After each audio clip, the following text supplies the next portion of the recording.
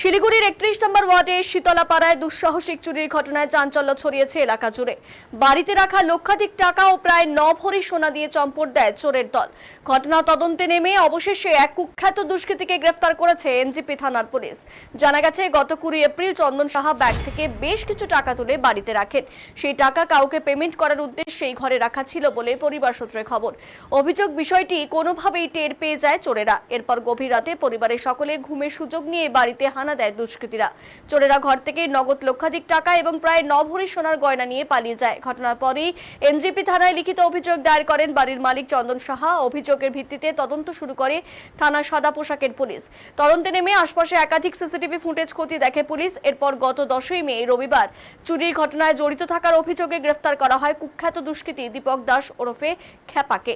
পুলিশি জেরায় অভিযুক্ত চুরির কথা স্বীকার করেছে বলেও জানা গেছে। তবে এখনো পর্যন্ত ধৃতের কাছ থেকে চুরি যাওয়া টাকা বা সোনার গয়না উদ্ধার করতে পারেনি পুলিশ। তদন্তের স্বার্থে অভিযুক্তকে সোমবার জলপাইগুড়ি আদালতে পাঠিয়ে ৫ দিনের পুলিশি রিমান্ডের আবেদন জানাবে এনজিপি থানার পুলিশ।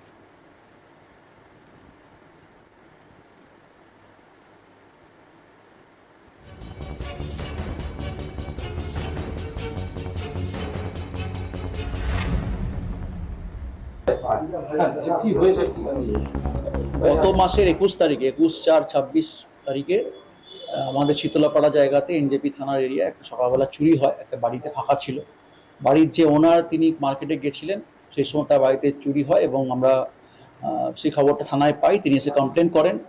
সেই সময় তো আপনারা জানেন যে আমাদের এখানে ভোটের সময় ভোটে অনেক অফিসার ফোর্স এঙ্গেজ ছিল, বা সেই সুযোগটাই হয়তো এই বদমাশ লোকজন নিয়েছে।